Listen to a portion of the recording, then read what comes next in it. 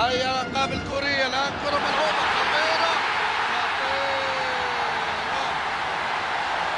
تاي هي الكابتن والمدافع يتقدم لكرة.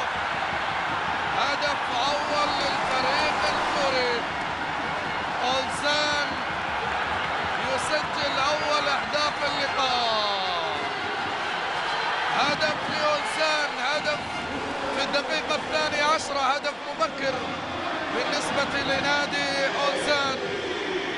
لكن ما عليه، لسه متفائلين ولسه موجودين في المباراة ولسه بدري. ما عليه يا أهلي، ما عليه يا راقي، ما عليه ما عليه ما عليه، ما نستسلم من البداية. شوف الإعادة، الكرة اللي ارتقى لها المدافع تايهو وأرسلها براسه بلا مضايقة. أين أنت يا بالويمو؟